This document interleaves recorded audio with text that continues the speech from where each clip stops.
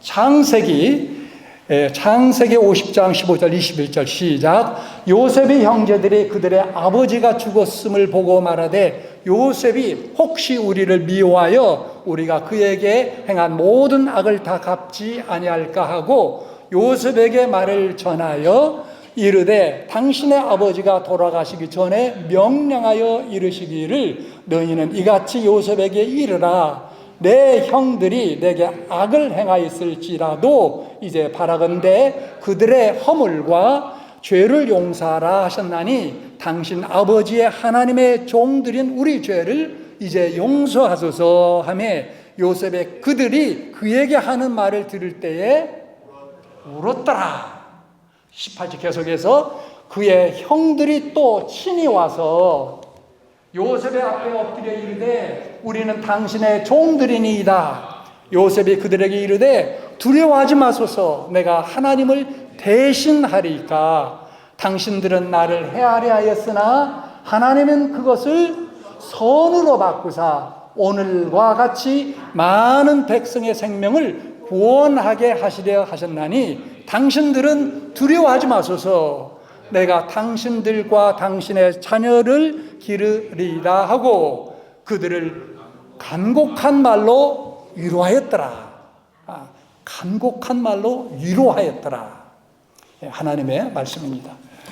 오늘 우리는 창세기의 대단원을 장식하는 요셉의 마지막 고백 앞에 섰습니다.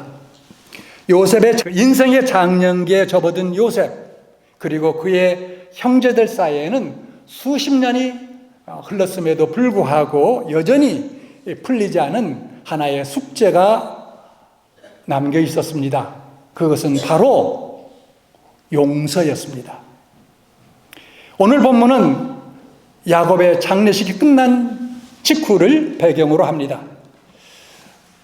아버지 야곱의 죽음은 요셉에게는 깊은 슬픔이었지만 형들에게는 그야말로 두려움 그 자체였습니다. 22년 전 요셉을 팔아 넘겼던 형들에게 아버지는 사실상 유일한 보호막이었습니다.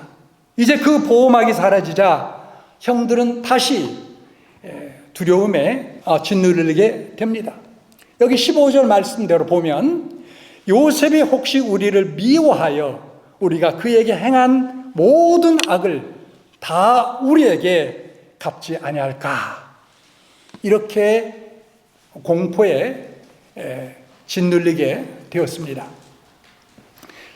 그들은 요셉에게 이미 용서를 받았고 17년 동안 최고의 대접을 받았습니다. 가나안 땅에 기록적인 기근이 7년 동안 이어지는 가운데 야곱과 그의 자식들, 요셉의 형들이죠. 형들과 또 그의 자식들이 70명이나 애굽으로 이민 오게 되어서 요셉은 저들을 극진히 봉양하고 또 돌보아 주었습니다.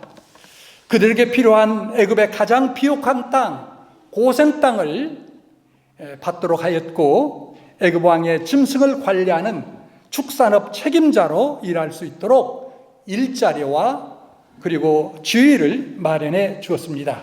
그런데 아버지가 죽자마자 다시 두려움에 사로잡히게 된 것입니다. 요셉이 우리를 미워해서 우리가 그에게 행한 모든 악을 우리에게 되갚지 않을까. 여러분, 어떤 면에서 보면 이것이 사실상 우리의 마음 아닙니까? 하나님께 회개 기도를 드리고서도 돌아서면 여전히 죄책감에 짓눌리고 하나님이 나를 벌하지 않으실까 전전긍긍합니다. 왜 우리는 용서를 받고 그 용서를 믿지 못하고 그리고 불안해합니까? 왜 여전히 죄책감과 정죄감의 감옥에 갇혀 있습니까? 예수님의 그림자 되는 요셉, 그 사람의 오늘 본문 속에서 나타나는 위대한 그 고백을 우리가 묵상하는 가운데 하나님께서 주신 이 놀라운 용서의 은혜를 우리가 다시 한번 깨닫고 누리게 될 수 있기를 주님의 이름으로 간절히 바랍니다. 먼저 왜 두려워하는가, 이 주제로, 이 제목으로 오늘과 그리고 다음 주 두 번에 걸쳐서 나누어 여러분들에게 말씀을 전하고자 하는데요. 오늘은 먼저 왜 우리가 용서를 믿지 못하는가라는 것입니다. 오늘 본문 속에서 그리고 그의 요셉의 형들에게 나타나는 그러한 그 사건들을 이렇게 추적해 보면, 그리고 우리의 삶 속에서 일어나는 그 모습들을 보게 되면 크게 세 가지의 중요한 이유들이 있다라고 생각이 됩니다. 누군가 나를 용서했는데 그것을 믿지 못하는 경우, 그리고 더 나아가서 하나님께서 나의 죄를 용서하셨는데 그것을 믿지 못하고 계속 정죄감과 죄책감 속에 이렇게 갇혀 사는 우리의 그 이유를 오늘 여러분들과 먼저 나누고자 합니다. 첫째는 인과응보의 세계관에 갇혀 있기 때문입니다.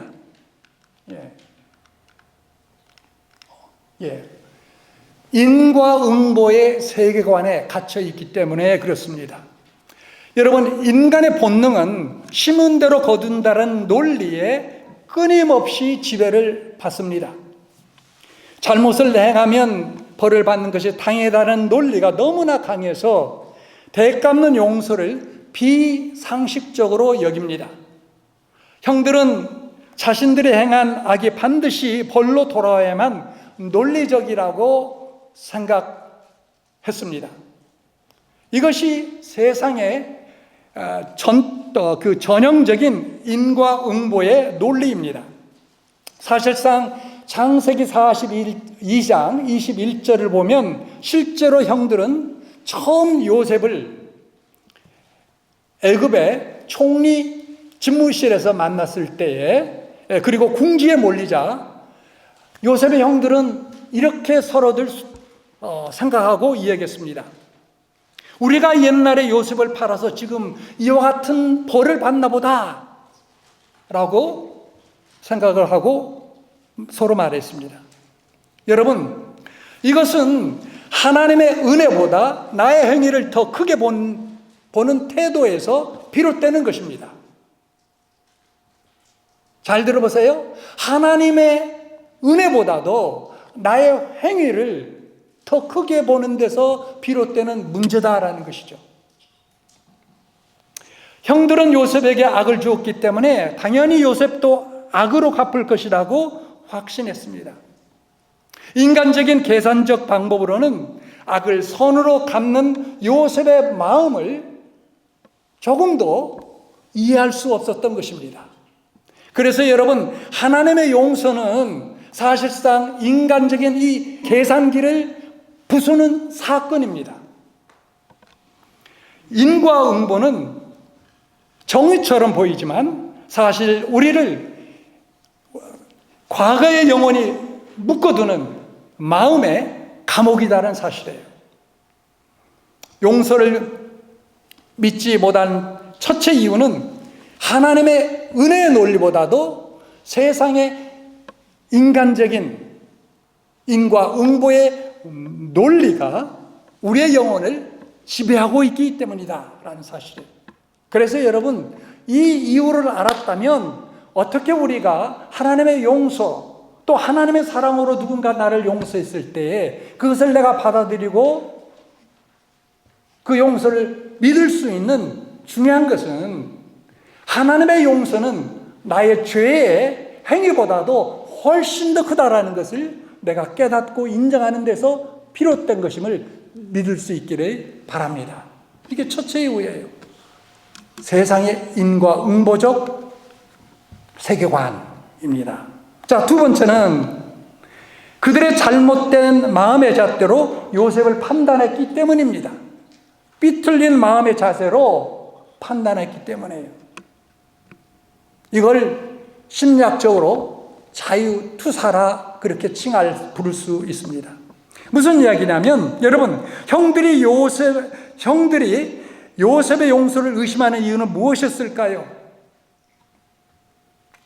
형들에게는 나라면 저와 같은 상황에서 용서할 수 없을 거야 라는 마음이 있었기 때문입니다. 내가 용서하지 못하니 그의 용서도 가짜처럼 보였던 거예요. 이것을 심리학적으로 자기투사라 합니다. 정말 어려운 말이 될 수 있지만, 우리가 인간관계 또 사람을 이해하기 위해서 굉장히 중요한 그러한 하나의 현상인데, 이걸 이제 자기투사라 합니다. 좀 어려운 말이 될 수도 있지만 여러분 한번 깊이 생각해 보세요. 굉장히 중요한 단어입니다. 사람 관계를 이해할 때요. 자, 보세요. 무슨 이야기냐면, 나 자신 수용하기 힘든 나의 부정적인 감정, 욕구, 성격적 결함을 마치 다른 사람의 것인 양 떠넘기는 심리적 방어 기제다라는 거예요. 이게 자유투사입니다. 요셉의 형들에게 이런 문제점이 있었던 거예요. 아니, 요셉에게뿐만 아니라 수많은 사람에게, 어쩌면 나를 포함해서 이런 것들이 들어있고 그것이 나타난다라는 사실입니다. 쉬운 예를 들어볼까요? 평소에 거짓말을 자주 잘하는 사람은 다른 사람이 진실을 말해도 저 사람 분명히 숨기는 게 있을 거야 라고 의심합니다. 자기가 정직하지 못하니 세상 모든 사람들을 그렇게 부정직하게 보는 것이죠. 우리는 흔히 누군가의 파격적인 그러한 선행을 보면 분명 저거 이미지 관리야, 뭔가 또 다른 속셈이 있겠지라고 폄하를 합니다. 이유는 간단합니다. 나라면 저 상황에서 그렇게 하지 못하니까 그렇습니다. 내 용서의 그릇이 양념통만큼 작으니 요셉의 태평양 같은 용서를 이해하지 못하는 거예요. 어느 노부부가 살고 있었습니다. 남편 보기에 요즘 아내의 귀가 무척 안 들리는 것 같아서 걱정이 되었습니다. 그래서 남편은 아내가 얼마나 잘 못 알아듣는지 확인해 보기로 생각을 했습니다. 남편은 거실 끝에서 부엌에 앉아있는 아내의 뒷모습을 보며 작은 소리로 물었습니다. 여보, 오늘 메뉴가 뭐예요? 아무 대답이 없었습니다. 남편은 조금 더 가까이 다가가서 물었습니다. 여보, 오늘 저녁 메뉴가 뭐예요? 역시 묵묵부답이었습니다. 아니, 이렇게까지 못 알아듣나? 남편이 깜짝 놀라 아내의 등 바로 뒤까지 바짝 다가가서 큰 소리로 외쳤습니다. 여보, 오늘 저녁 메뉴가 뭐예요? 그러자 아내가 뒤로 획 돌아보며 짜증 섞인 목소리로 이야기했습니다. 여보, 벌써 세 번째나 대답했는데 김치찌개잖아요. 여러분, 이 남편을 보십시오. 진짜 귀가 안 들리는 사람은 누구였습니까? 아내였습니까? 아니었습니다. 남편 자신이었습니다. 자기가 안 들리니까 상대방도 못 듣는다라고 간주한 거예요. 그렇게 생각하고 그렇게 판단한 것입니다. 이것이 바로 자기투사입니다.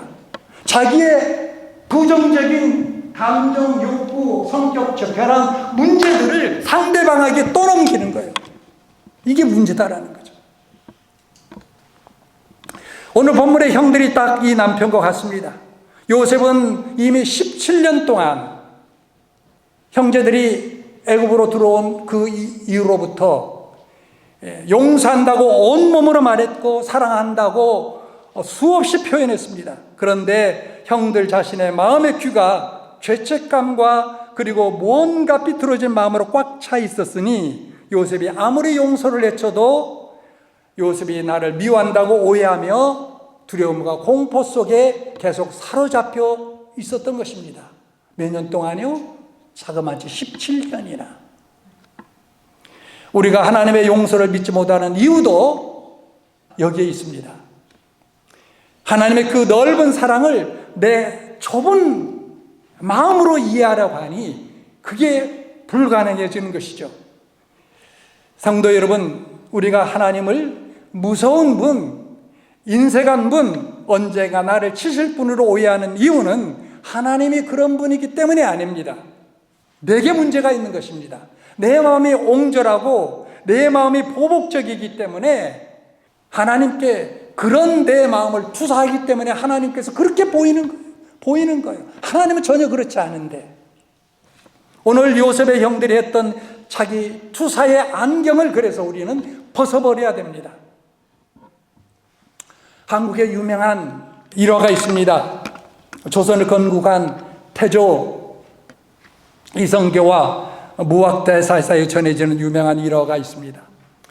어느 날 태조 이성계가 무학대사에게 농담으로 대사, 내 눈에 보기에는 당신은 돼지와 같소 라고 말했습니다. 그러자 무학대사는 빙그레 웃으면서 제 눈에는 전하가 부처님처럼 보입니다 라고 말했습니다.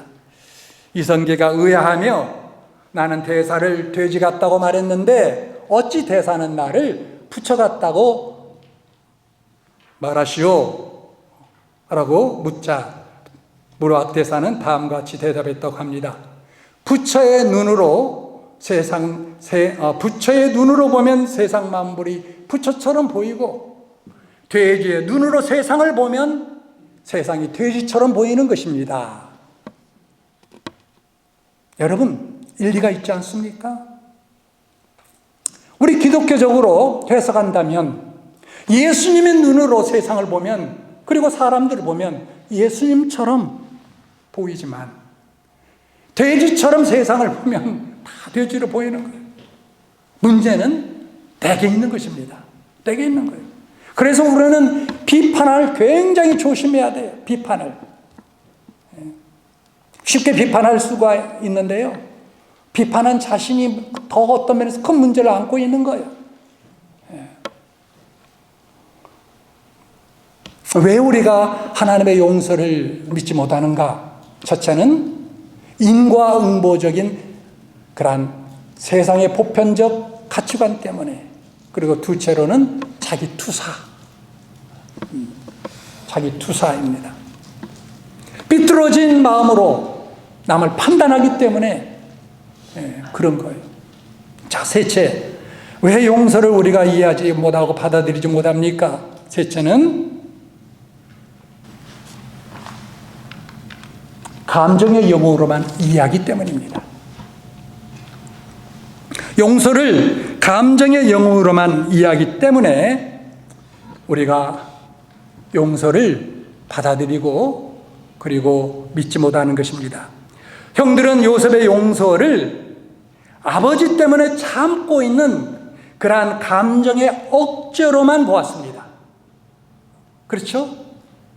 그러니까 아버지가 돌아가시니까 이제 우리를 보복하겠구나 라고 즉각 생각하고 판단하는 것이죠. 여러분, 조건이나 상황이 변하면, 다시 말하면 아버지의 존재가 사라지면 용서의 마음도 변할 것이라고 믿었던 것이 바로 형들의 문제였습니다. 용서가 하나님의 절대적인 약속과 섭리에 세워진 것임을 알지 못할 때에 형들이 요셉의 마음이 변할까 봐 두려워했던 것처럼 우리는 상황에 따라 하나님의 마음이 변할까 봐 그렇게 두려워하게 되는 것입니다. 어떤 사람이 막대한 빚을 졌는데 한 독지가가 나타나 그 빚을 대신 다 갚아주고 완납 영수증을 써주었습니다. 그런데 그 채무자는, 빚을 많이 진 사람은 그 완납 영수증을 받아서 서랍 속에 넣고 잊고 나서 매일 저녁마다 근심 걱정하며 불면증에 시달리고 아침에 일어나면 그 빚 때문에 기분이 우울해지고 걱정으로 이렇게 시간을 보낸다면 여러분, 그 빚을 진 사람은 얼마나 불행한 사람입니까? 이미 어떤 돈 많은 독지가가 다 지불해주고 완납 영수증까지 써서 줬는데도 불구하고 그것을 팽개치고 근심 걱정 가운데 사로잡혀 있다면 여러분, 이처럼 어리석고 불행한 사람이 세상에 어디 있겠습니까? 형들은 요셉이 이미 써준 17년간의 돌봄이라는 용서의 영수증이 아니라 자기들의 불안한 감정을 더 믿었습니다. 이게 문제예요. 자기의 감정을 더 믿었던 거예요. 용서는 감정이 아니라 법적이고 언약적인 그런 선포입니다.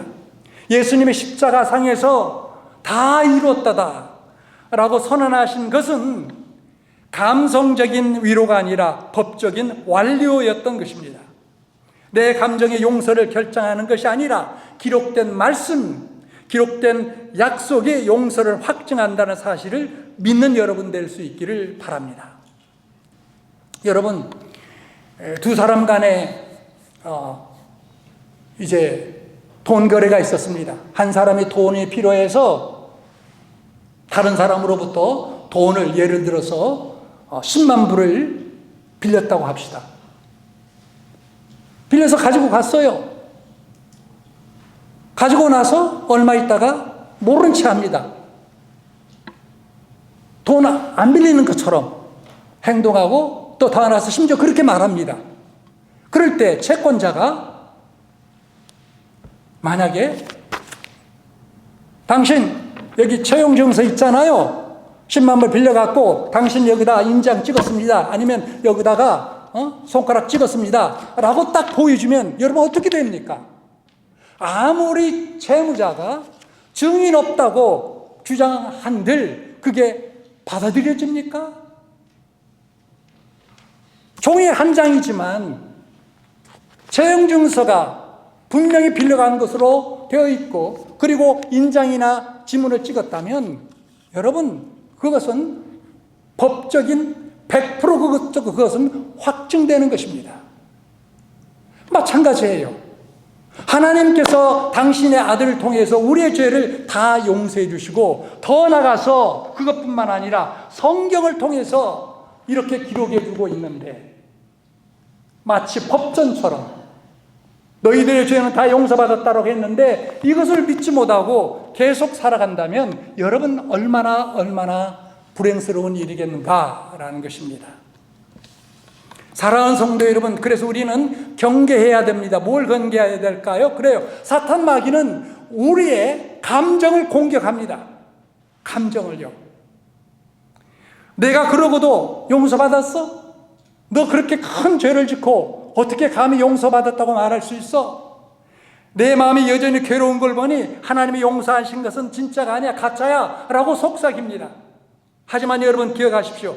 용서는 기분이나 감정의 문제가 아니라 언약, 약속, 계약의 문제입니다. 요셉이 형들을 용서한 것은 기분이 좋아서가 아니라 하나님의 뜻이었기 때문에 아버지가 죽었다고 해서 그 용서가 취소될 수 없는 그러한 이치라는 말씀입니다. 오늘 말씀을 마치고자 합니다. 여러분, 오늘 우리는 요셉의 형들을 통해서 우리 자신의 일그러진 그러한 자화상을 보았습니다. 왜 우리는 요셉처럼 그러한 하나님의 용서를 받고 그리고 믿고 살지 못하고 더 나아가서 요셉처럼 다른 사람을 용서하지 못하고 살까요? 그것은 우리 안에 여전히 내가 한 만큼 받아야 된다는 그러한 인과응보의 논리가 하나님의 은혜보다도 더 크게 자리 잡고 있기 때문입니다. 또한 내 안에 옹졸한 잣대로 타인과 하나님을 판단하기 때문입니다. 제가 좀 전에 말씀대로 바로 자기 투사를 하기 때문에 그렇습니다. 나의 비뚤어진 마음으로 상대를 투사해서 보고 하나님도 보고 하기 때문에 용서를 믿지 못하는 것입니다. 또 하나는 요동치는, 수시로 변하고 요동치는 내 감정을 하나님의 약속보다 더 신뢰하기 때문입니다. 형들은 요셉의 총리 공간에서 최고의 음식을 먹으면서도 그의 마음은 지옥 같았습니다. 여러분, 혹시 우리도 하나님의 은혜 안에 거하면서 마음은 여전히 죄책감과 의심의 감옥에 갇혀 있지는 혹시 않습니까? 여러분 기억하십시오. 오늘 우리가 이 세 가지 이유를 깨달은 것은 우리가 절망하기 위해서가 아닙니다. 내 힘으로는 절대로 이 두려움의 벽을 넘을 수 없다라는 것을 인정하기 위해서입니다. 이제 우리는 그래서 우리의 시선을 내가 지은 죄에서 옮겨야 되는데 어디로 옮겨야 될까요? 그렇습니다. 하나님의 그 용서하시는 그 엄청난 은혜로 우리 시선을 올려야 되는 거예요. 내 마음의 좁은 잣대를 꺾고 하나님의 거대한 섭리를 수용할 그러한 마음의 준비를 우리는 갖추어야 되는 것입니다.